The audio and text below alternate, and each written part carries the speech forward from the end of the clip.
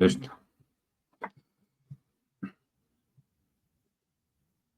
Hola, Egunon, buenos días.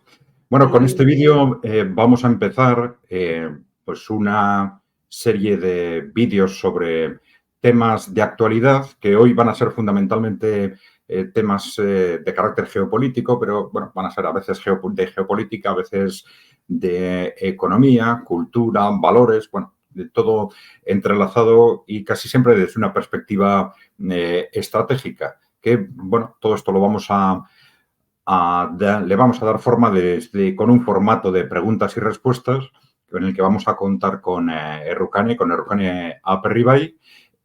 Bueno, ya sabéis que si queréis ayudarnos, la forma más directa es que os suscribáis al canal. Por supuesto, hacernos en el propio canal, hacernos las preguntas y los comentarios que creéis oportuno y intentaremos iros respondiendo precisamente a través de estos vídeos de preguntas y respuestas. Bueno, sin más, pues, Errukane, si te parece, pues vamos a comenzar con el vídeo de hoy. Muy bien, Adrián. Pues bueno, yo empiezo directamente con las preguntas. Bueno, primero, la primera pregunta. Bueno, en las últimas semanas un primer ministro europeo ha sufrido un atentado, un presidente de Oriente Medio ha muerto en un accidente aéreo y bueno, ambos eran críticos con las políticas de Occidente. Son sucesos en sí ya llamativos. No sé si podemos pensar si existe alguna relación entre ambas o es una casualidad. Bueno, vamos a ver. Hay que diferenciar siempre en lo que es el análisis, también en geopolítica, como en otros ámbitos del conocimiento, ¿no? Entre lo que sabemos o lo que especulamos y siempre pues, intentando valorar los distintos grados de probabilidad en cada uno de los hechos o en cada uno de las valoraciones, ¿no?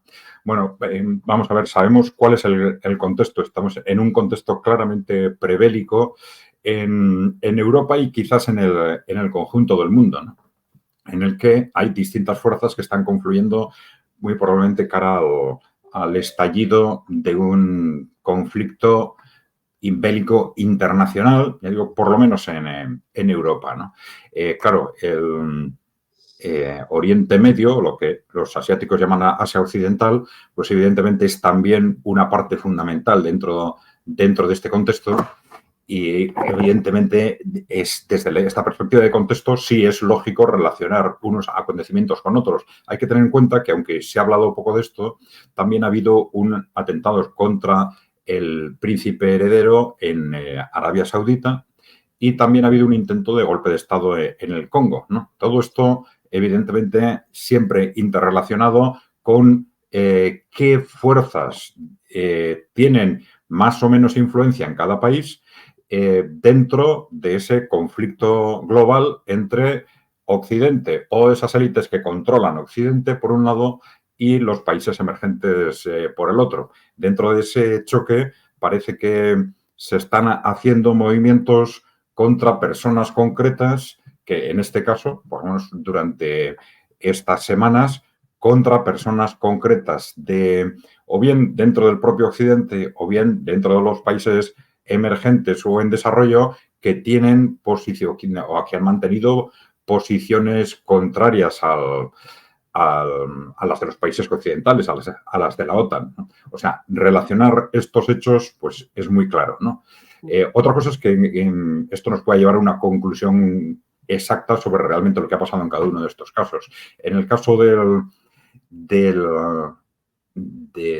la caída, vamos a decir, del helicóptero del presidente de Irán, bueno, vamos a ver, hay una serie de hechos que en principio son extraños, independientemente de ese contexto que nos podría llevar a pensar que no sería raro que hubiese sido un atentado premeditado, ¿no? Bueno, sabemos que iban 3 helicópteros más o menos en formación, que casualidad el que ha caído es el helicóptero, vamos a decir, principal de ese grupo, en el que iban nada menos que el presidente del gobierno, el ministro de Asuntos Exteriores y otros altos cargos, ¿no? Hay distintas valoraciones sobre en qué medida se puede especular que haya sido un accidente o no, según los datos con los que contamos. Pero los técnicos sí están sospechando bastante de esa información de que los otros 2 helicópteros no se hubieran dado cuenta de lo que había sucedido. Bueno, evidentemente, pues sí parece que, según se ha dicho, nos encontrábamos con un contexto de niebla muy densa, pero para que algo así hubiera sucedido sería necesario que se hubiese producido simplemente una desaparición de ese tercer helicóptero del radar, de los otros 2 helicópteros, y esa desaparición inmediata pues encaja bastante con el contexto de una explosión, de un dron, de un misil, o no encaja con una avería. No encaja con una avería porque una avería siempre daría tiempo a lanzar algún tipo de mensaje de socorro, de Mayday, Mayday, algo por el estilo, ¿no? Vamos a ver, se está hablando también de la posibilidad de que se tratase de un suceso de guerra electrónica que hubiera generado una paralización inmediata de los instrumentos, pero bueno, sigue siendo una especulación. Yo creo que sí hay un dato relevante, pero significativo, aunque no sabemos muy bien cómo interpretar, que es que, lógicamente, las autoridades iraníes desde el principio han intentado reforzar la versión del accidente, intentando probablemente que este tema no se desborde antes de tiempo, ¿no? Porque, por supuesto, si se trata de una provocación dentro de esa estrategia de escalada que venía manteniendo el gobierno de Israel, la lógica dice que el país que recibe la provocación intente no responder emocionalmente a las provocaciones, porque eso es precisamente lo que está deseando el país que genera la provocación. Entonces, en principio, esa primera interpretación de que ha sido un accidente, pues encaja en intentar evitar que el asunto o la situación se desborde primero antes de saber realmente lo que ha pasado, si es que ese es el contexto, y luego intentar por lo menos disponer de un tiempo, teniendo en cuenta que estábamos hablando nada menos que del presidente del gobierno, hasta clarificar que, digamos, las instituciones están en orden y en marcha antes de poder matizar esa versión o poder abrir la puerta a otro tipo de hipótesis, ¿no? Bueno, se han desarrollado también unos encuentros entre China y Rusia últimamente y, bueno, no sé si podríamos hablar sobre qué tipo de acuerdos de colaboración han pactado o han hablado y cómo afecta esto, cómo podría afectar esto tanto a Occidente como a los países del BRICS. Sí, se está hablando de los acuerdos concretos que han firmado ambos países, pero seguramente lo más relevante de esta visita es el clima de la visita, ¿no? Ha sido muy característico que en las visitas de dirigentes de primer nivel de Occidente a China ha habido incluso gestos que casi se podrían calificar como de desprecio. Es decir, han sido incluso recibidos ni siquiera en el propio aeropuerto, ni siquiera por miembros del gobierno, a veces por el alcalde de la localidad en la que se ubicaba el aeropuerto, gestos de desprecio constantes. Y claro, eso contrasta radicalmente con la bienvenida que se ha dado a Vladimir Putin. Pues ha sido una bienvenida pues no solo habitual de un jefe de Estado, sino con todo un despliegue, digamos, estético y emocional, ¿no?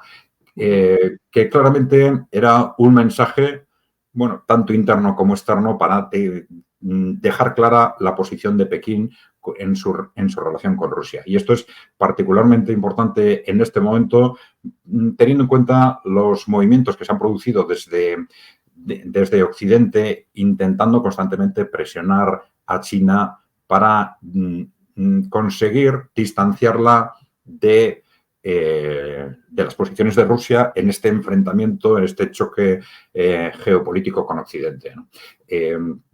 Esto empezó más o menos a fines del año 2022, después de todas las medidas de sanciones contra Rusia, tras iniciarse el conflicto en Ucrania, pero ya a fines de año se empezó a hablar de la necesidad de empezar a hacer algo con China para evitar que China apoyase a Rusia en este conflicto, ¿no? y se empezó con una serie de declaraciones que resultaban en cierta forma amenazantes. Primero, dentro de un contexto de relación económica en el que con uno u otro pretexto, sobre todo desde Estados Unidos, se presionaba a los países europeos para que empezaran a utilizar este tipo de lenguaje no todavía de guerra comercial, pero amenazando un poco en esta dirección. Algo tremendamente dañino para la economía europea, en lo que no sabemos muy bien hasta dónde querrán llegar, ¿no? Y una escenificación muy reciente de esto ha sido la visita de Xi Jinping a Europa, la reunión que mantuvo en París con el presidente de Francia, Emmanuel Macron, y con la presidenta de la Comisión Europea, Ursula von der Leyen, que estuvo organizada prácticamente como una encerrona. Una reunión a tres, en la que precisamente por ese carácter de encerrona contra Xi Jinping, Scholz, el presidente alemán, el canciller alemán, se negó a participar. Y en esta, vamos a decir, encerrona, claramente se habló a la vez y interrelacionando los dos temas, primero desde un punto de vista geopolítico de la necesidad de que China, digamos, se distanciara de Rusia en este conflicto, en este choque geopolítico, y a la vez de las relaciones económicas entre Europa y China, con un claro tono amenazante, en el sentido de que, bueno, estas relaciones económicas son fundamentales para la economía de China y bueno, estamos dispuestos a jugar con ello en función de qué posición mantenga China en su relación con Rusia, ¿no? Bueno, ya la posición de China al respecto ya estaba de alguna forma anticipada en la propia organización del viaje, cuando China, después de Francia, visita dos países europeos. ¿Qué dos países europeos? Hungría y Serbia. Precisamente junto a Eslovaquia, los otros dos países europeos, uno de la Unión Europea y otro fuera de la Unión Europea, claramente enfrentados a las políticas de la OTAN y de la Unión Europea y con una posición a la hora de interpretar el conflicto en general muy cercana a las posiciones de Rusia, ¿no? Una visita tanto a Serbia como a Hungría, que ha sido, digamos, muy mal recibida en Occidente, lógicamente, pero que desde el punto de vista de China claramente quería dejar muy claramente sobre la mesa cuál es realmente su apuesta, ¿no? Y detrás de esto hay algo que no sé muy bien hasta qué punto se percibe en algunas cancillerías occidentales, que es que esa alianza entre China y Rusia no es ni una cuestión de interés de corto plazo, ni es meramente una coincidencia de planteamientos ideológicos, estratégicos, es casi una cuestión de vida o muerte, ¿no? Y es una cuestión de vida o muerte porque tanto China como Rusia están haciendo una interpretación geopolítica similar. Es decir, China tiene más o menos claro que si en ese enfrentamiento finalmente Occidente consigue someter a Rusia, ellos van a ser los siguientes, ¿no? Y que Rusia tiene también claro lo mismo en sentido contrario, que si ellos aceptan de alguna forma mirar hacia otro lado, cuando, digamos, por ejemplo, pues, imaginemos que Trump llega otra vez al poder y vuelve, como hizo en su momento, a intentar tranquilizar la relación con Rusia y a concentrar sus esfuerzos contra China. Si Rusia acepta esa dinámica y Occidente consigue someter a China, los rusos están convencidos de que ellos van a ser los siguientes, ¿no? Por las mismas razones, o razones equivalentes a las que en Occidente, a través de lo que unos han llamado doctrina Kissinger, pero parece que es anterior, pues muchas veces se ha repetido que Occidente contra los dos no puede. Contra Rusia y China a la vez no puede. Y por eso tiene que a toda costa intentar conseguir separarlos, luchar si hay que luchar contra uno de ellos, evitando luchar contra los dos a la vez, ¿no? Bueno, yo creo que esta conciencia en China y en Rusia es perfectamente clara y esto yo creo que genera un vínculo que es casi indestructible en este momento. Bueno, en este sentido, las elecciones del Reino Unido se han adelantado y casi coinciden con las elecciones europeas. No sé si estas elecciones cambian algo la situación o pueden cambiar algo la situación en Europa, o ya directamente tenemos que esperar a lo que suceda en noviembre en Estados Unidos y no lo sé, y mirarlo desde esta perspectiva. Vamos a ver, las elecciones en el Reino Unido es difícil que cambien nada. Es difícil que cambien nada porque, bueno, todo hace prever que ganen los laboristas, pero bueno, en el laborismo hay laboristas y laboristas, ¿no? Y claro, los laboristas que están ahora en el poder en el partido son este ala del partido a la cual pertenecía Tony Blair, que es un ala directamente controlada por las élites oligárquicas británicas, ¿no? No tienen nada que ver con el otro ala que, digamos, tiene una base social, popular, sindical muy, muy importante, ¿no? Bueno, entonces, conociendo los precedentes, conociendo las afiliaciones del propio Starmer, que evidentemente va a ser el candidato laborista, pues en caso de que los laboristas lleguen al poder, los posicionamientos van a ser muy similares a los de los conservadores, desde el punto de vista, por lo menos desde el punto de vista geopolítico, ¿no? Que es en este momento la cuestión fundamental para las élites corporativas occidentales, que están en una auténtica situación de pánico frente a lo que está sucediendo en distintos ámbitos, pero fundamentalmente en ese choque geopolítico con Rusia y China. Desde el punto de vista de las elecciones al Parlamento Europeo, son unas elecciones más importantes de lo que han sido hasta ahora, pero por razones muy especiales. Es decir, el Parlamento Europeo tiene más competencia, ha ido teniendo competencias crecientes, pero todavía tiene competencias muy limitadas, ¿no? Entonces, lo importante no va a ser tanto las decisiones que pueda tomar ese Parlamento Europeo, porque además, teniendo en cuenta cuál es el posicionamiento de las fuerzas tradicionales, estas fuerzas que en teoría se llaman de izquierda, derecha, centro y tal, pero no lo son, pero bueno, van a actuar de forma conjunta en los grandes temas, sin ninguna duda. Las dudas sobre estas elecciones son en qué medida las nuevas fuerzas populares o populistas, según cómo cada uno quiere enfocar este tema, de izquierda o de derecha, que han tenido un peso creciente en Europa, hasta qué punto este peso creciente se va a reflejar en las urnas. Y esto es muy importante, ya digo, no tanto por su impacto en las decisiones que vaya a tomar el propio Parlamento Europeo, sino sobre su impacto en la evolución de conjunto de la política europea, porque sí puede tener un impacto psicológico y mediático muy importante cara a las siguientes elecciones, regionales o estatales que se vayan produciendo en unos y otros países, ¿no? Hay una tendencia, ya sabemos, en los últimos años hacia un crecimiento fundamentalmente del populismo de derecha, lo que se llama populismo de derecha, pero otros se llaman fuerzas populares, conservadoras, como queráis llamarlas, ¿no?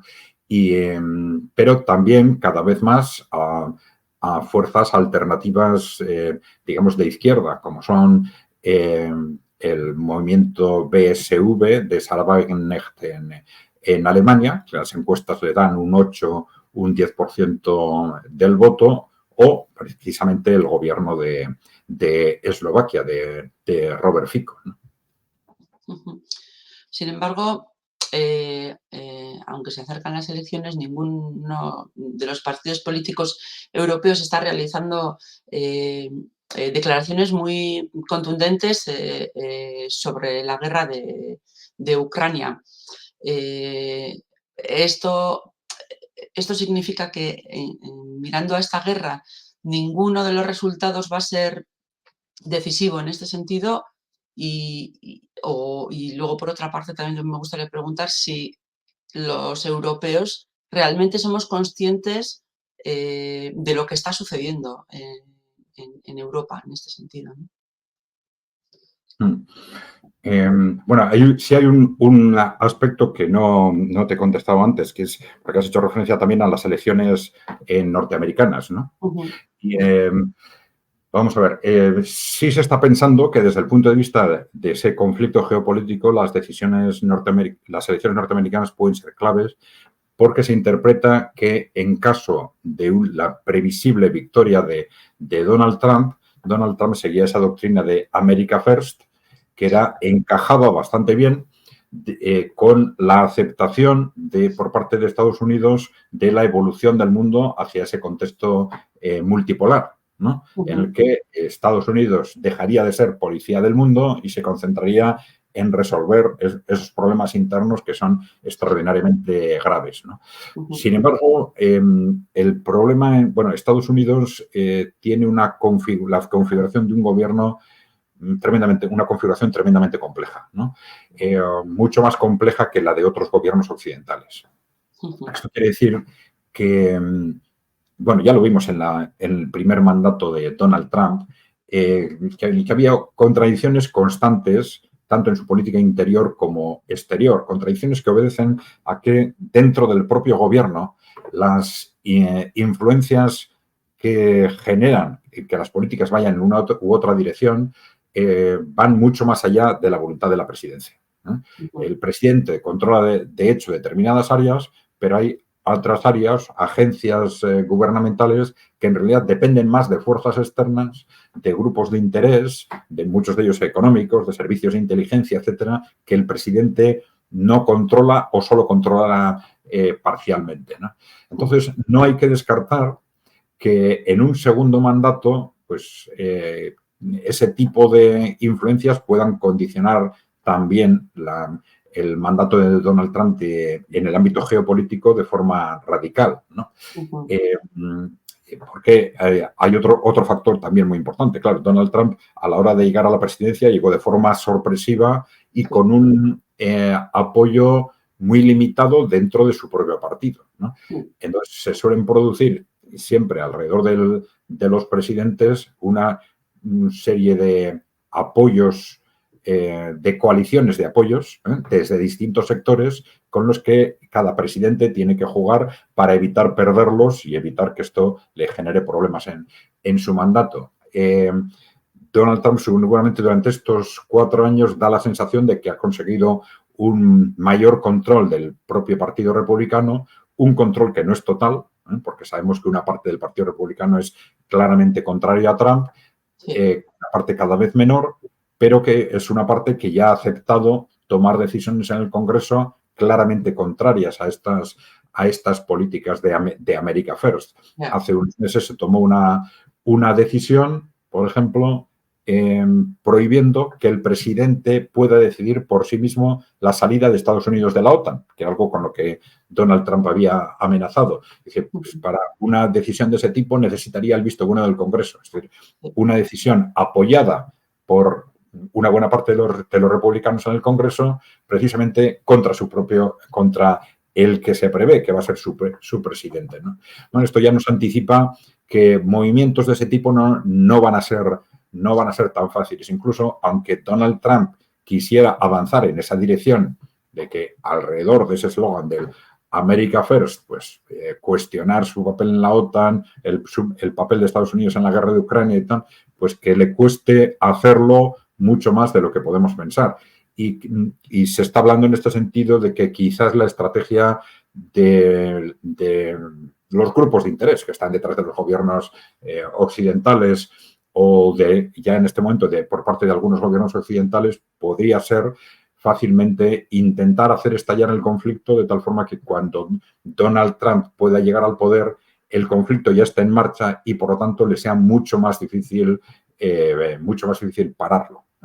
Bueno, vamos a ver, porque esto puede depender de distintos factores, pero sí creo que es importante no dar por supuesto que una llegada de Donald Trump al poder va a reorientar esa política exterior de Estados Unidos en un 180%. Perdón, en 180 grados, quería decir. En este sentido, bueno, tanto Bielorrusia está realizando pruebas nucleares, el ministro de Defensa polaco anima a su pueblo a preparar una mochila para situaciones de catástrofe. El sitio web Prepare del gobierno británico insta a preparar un kit de emergencia para cada casa, para cada hogar, para que al menos puedan estar 3 días sin salir de casa. Ellos dicen frente a amenazas de inundaciones, pandemia o terrorismo. No sé, ¿qué se puede decir sobre esto? Son muchas cosas a la vez. Sí, bueno, vamos a ver. Es curioso porque lo que está sucediendo es realmente alarmante, pero tenemos un doble o triple lenguaje, ¿no? Porque se están haciendo, efectivamente, como tú comentas, declaraciones de ese tipo. Por otro lado, distintos países están realizando, pues, digamos, amenazas o están lanzando amenazas, están lanzando, digamos, tanteos a veces, no sabemos exactamente qué es lo que pretenden transmitir, de que quieren dar pasos para ir más adelante, no ya para participar en Ucrania, sino para un enfrentamiento directo con Rusia. Y por otro lado tenemos la realidad de los hechos en Ucrania y alrededor de Rusia, que es que esa intervención se está produciendo de forma creciente y se viene produciendo desde hace un año a través de distintas medidas. Cada una de ellas es una auténtica razón de guerra, un auténtico casus belli por parte de estos países occidentales como Francia o el Reino Unido contra Rusia. Cada uno de ellos podría haber justificado que Rusia respondiera atacando estos países. Eso es lo que es un casus belli, ¿no? Una razón de guerra. Rusia, en buena parte, durante un cierto tiempo, pues ha mirado a otro lado porque Rusia está ganando la guerra en Ucrania. Y, bueno, esto es lo fundamental. Estas provocaciones de estos países intentan despistarme del objetivo fundamental, quizás para cambiar el contexto de alguna forma. A mí no me interesa cambiar el contexto, pues continúo en esa dirección, pero en cualquier momento esto puede degenerar en algo muy distinto o puede ser pues que dentro de unas semanas o de unos meses pues ya ese enfrentamiento directo sea inevitable. Si tenemos en cuenta de estos hechos sobre el terreno en que han consistido, porque ya llevamos casi un año en el que tenemos ataques directos sobre la flota rusa en el Mar Negro, sobre Crimea, incluso sobre territorio ruso, realizado con armamento occidental desde plataformas occidentales dirigidos por satélites de la OTAN y geolocalizados los objetivos con tecnología de la OTAN. Nosotros solíamos decir, bueno, pues parece que en realidad los ucranianos lo único que hacen es apretar el botón, ¿no? Y de pronto nos encontramos con lo que digamos con el chivatazo por parte de Scholz, que nos dijo que ni siquiera apretaban el botón.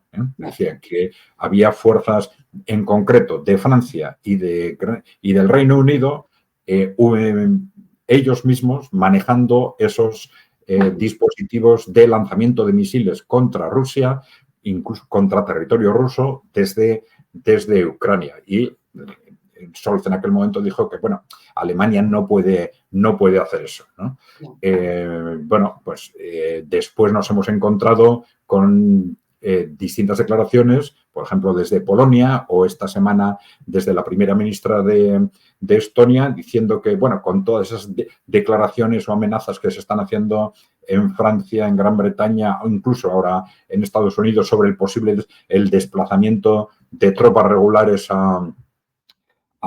de estos países a Ucrania a luchar contra Rusia, diciendo, bueno, si esto ya se está haciendo. Es decir, ya hay formaciones de países de la OTAN que están luchando con los ucranianos. Bueno, en principio en trabajos o de asesoramiento o de formación, pero ya hay tropas regulares, en definitiva, luchando en Ucrania, ¿no? Entonces nos encontramos con una línea argumental, una línea de análisis en base a los hechos que realmente están sucediendo, que nos revelan una clara voluntad de ir a la guerra contra Rusia, porque lanzar misiles contra territorio ruso en concreto evidentemente es una razón de guerra, y eso yo solo lo hago si quiero ir a la guerra contra ese país. Esto es algo que se lleva sucediendo durante un año, y luego esa línea dialéctica, intentando dar pues 2 pasos dialécticos adelante, 1 atrás, para intentar ir acostumbrando a la Unión Europea a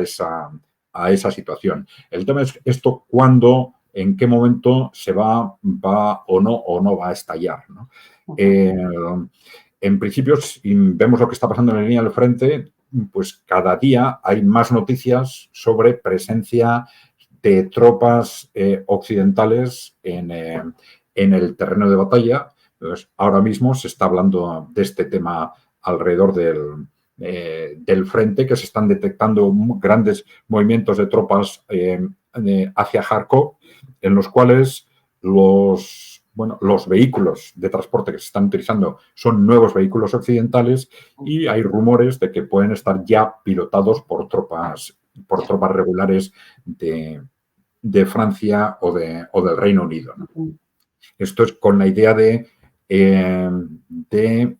compensar o evitar el colapso que se está produciendo de las tropas ucranianas en el frente. Pero el fondo de esto es que, bueno, ya sabemos, la derrota de Ucrania, la victoria de Rusia es inaceptable para las élites, sobre todo para las élites corporativas occidentales, y ante esa imposibilidad para ellos de aceptar esa derrota, están dispuestos absolutamente a todo, y lo están diciendo, ¿no? Están dispuestos absolutamente a todo para evitar esa victoria de Rusia.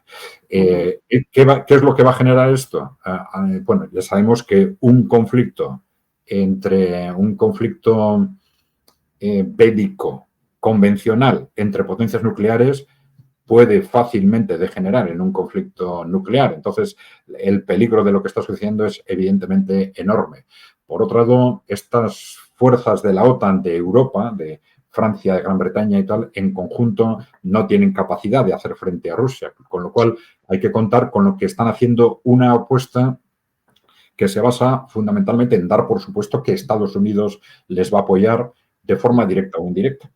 Claro, si Francia y el Reino Unido están ya en guerra directa con Rusia dentro de unos meses, pues quizás le cueste mucho más al gobierno de Estados Unidos o a un posible gobierno de Donald Trump resistirse a intervenir, porque ya no sería para ayudar a Ucrania, sería para ayudar a nuestros aliados directos, Francia y Gran Bretaña, ¿no?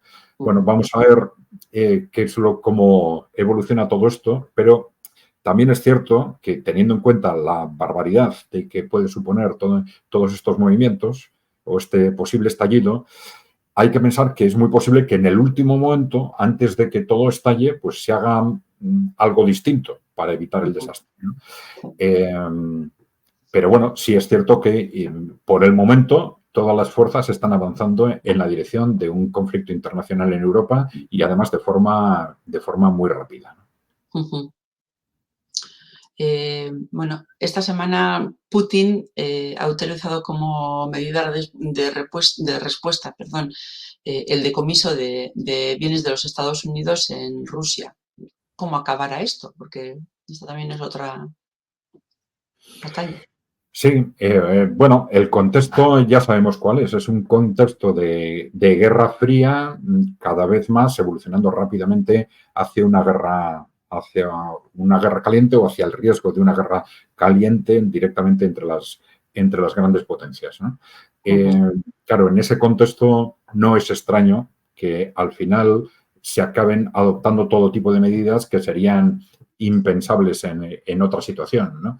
Bueno, claro, son medidas que están comprometiendo, bueno, primero lo que es el comercio internacional, ¿no? Es decir, estas medidas de confiscación, bueno, primero de congelación y luego de confiscación, que ya se han empezado a tomar en Estados Unidos, de confiscación de activos rusos, pues es algo que pone en peligro bueno, no solo, digamos, no solo es un problema para Rusia, sino que pone en peligro la propia economía de Estados Unidos. ¿Por qué? Sí. Porque si Estados Unidos y luego Europa, pues son capaces de tomar ese tipo de medidas contra activos de un país que no les gusta, pues esto rompe absolutamente la confianza de los inversores de cualquier otro país, que no esté, digamos, muy firmemente aliado a Estados Unidos. Los países emergentes y en desarrollo en su conjunto, a partir de ahora, y sus ciudadanos, ¿no? Pues pueden pensar que sus activos en los países occidentales están en riesgo en la medida en que su propio país pueda ser considerado un país no suficientemente amigo de Estados Unidos o de Europa Occidental, aunque las relaciones diplomáticas de una forma u otra puedan distorsionarse. Claro, de hecho, una buena parte de esas inversiones en Estados Unidos y en Europa se dirigen a estos países por seguridad, pensando en que son países más estables y en los que las inversiones están más seguras. La razón histórica ha sido fundamentalmente esta, no porque sean activos más rentables, ¿no? Y claro, si con este tipo de medidas ese factor seguridad se rompe radicalmente, con lo cual la fuga de inversiones ya realizadas y la pérdida de posibles nuevas inversiones, pues es evidente. Lo que pasa es que estamos en un contexto, y lo hemos visto en Europa, en el que parece que por mucho daño que cara al futuro nos hagan determinadas medidas, hay un objetivo fundamental de hacer daño a Rusia a toda costa, ¿no? Y bueno, pues ese es el contexto en el que estamos en este momento, ¿no? Bueno, para finalizar con esta sesión, pues bueno, un paseíto por Oriente Medio, ¿verdad? La petición de la Fiscalía del Tribunal Penal Internacional por una parte y la demanda por genocidio de la Corte Internacional y las declaraciones de no envíos de armas, perdón, e incluso el reconocimiento de Palestina por parte de algunos de países de Europa, bueno, viendo esto podemos decir que está cambiando un poquito realmente el apoyo a Netanyahu y esto puede cambiar la perspectiva para los palestinos. Bueno, no es fácil de interpretar realmente lo que está sucediendo, porque aparentemente nos encontramos con un contexto de pérdida clara de una destrucción, vamos a decir, de la imagen de Israel en el mundo como consecuencia de lo que está sucediendo. Pero, claro, no hay que olvidar cuál es el contexto geopolítico fundamental en este momento, que es ese choque entre los países emergentes y los países occidentales. Y, claro, dentro de ese choque fundamental a nivel geopolítico, pues es evidente que Israel tiene una posición muy clara y los palestinos tienen una posición muy clara en el otro lado. Que dentro de ese contexto haya fuerzas, no solo en los países emergentes y en desarrollo, sino que esto llama más la atención, que haya fuerzas occidentales que de pronto pues, se desmarquen, por lo menos desde una perspectiva de imagen muy claramente, a favor de Palestina y en contra de Israel, pues no deja de parecer un tanto extraño, digamos, justo en un momento de alineamiento aparente de todas las fuerzas en función de ese choque geopolítico. Bueno, vamos a ver esto hasta dónde llega. Hay casos en los que puede haber un claro factor de imagen interna, es decir, que hay unos u otros gobiernos que ante una presión popular muy alta a favor de la causa palestina, ante el desastre que está sucediendo en Gaza, pues estén presionando muy fuertemente a su gobierno para que tome decisiones de este tipo, o al contrario, que un determinado gobierno ante esa situación pues intente de alguna forma conseguir un mayor apoyo popular. Bueno, puede haber distintas razones, pero bueno, hay que pensar que esto difícilmente, por lo menos a corto plazo, va a ir mucho más allá ante la inmediatez de ese choque, de ese gran choque geopolítico, digamos, con los países emergentes y en desarrollo, ¿no? Bueno, es difícil de valorar porque tenemos, por ejemplo, en Europa una cierta tradición de, bueno, de defensa desde sectores populares, de izquierda, etcétera, de defensa de causas populares lejanas, en entornos lejanos, y a la vez que no nos atrevemos a cuestionar al sistema en nuestro entorno cercano, ¿no? Y ni siquiera proponer alternativas, ni hacer proyectos de cambio, ni nada por el estilo, ¿no?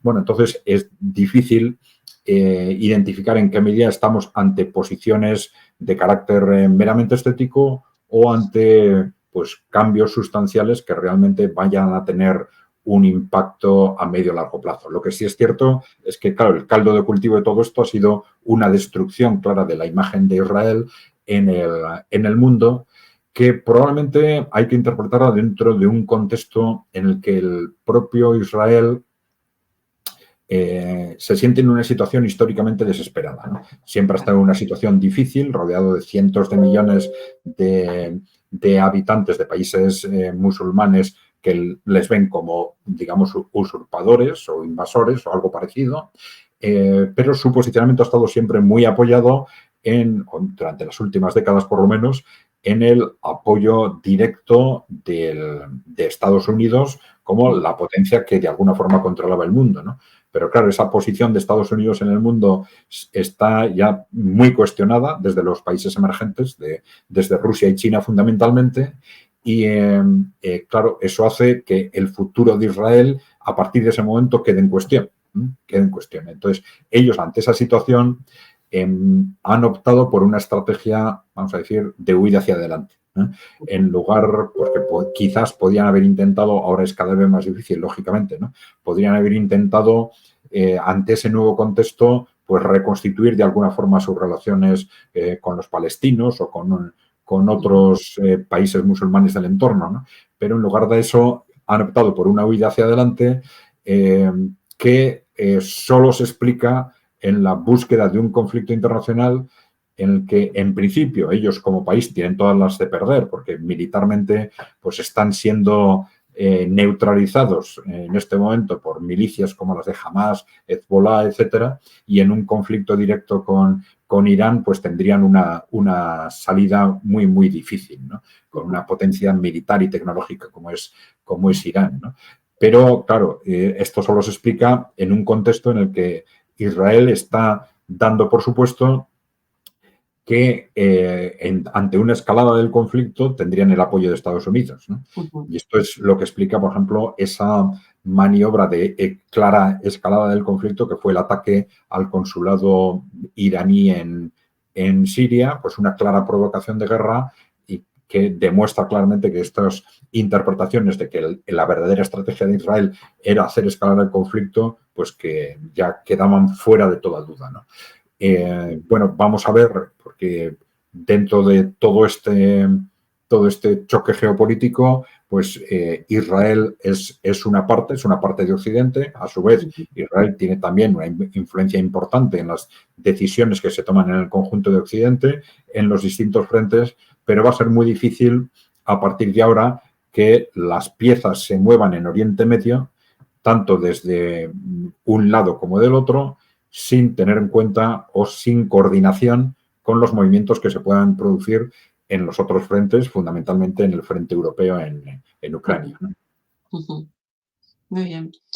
Pues muchísimas gracias, Adrián. Yo no tengo más preguntas. Si quieres aportar alguna otra cosa más, pues... Bueno, pues por hoy lo dejamos así. Vamos a seguir haciendo programas similares. Espero que os guste. Si queréis ayudarnos, ya sabéis, pues suscribiros al canal y sin más, pues hasta la próxima. Un saludo a todos.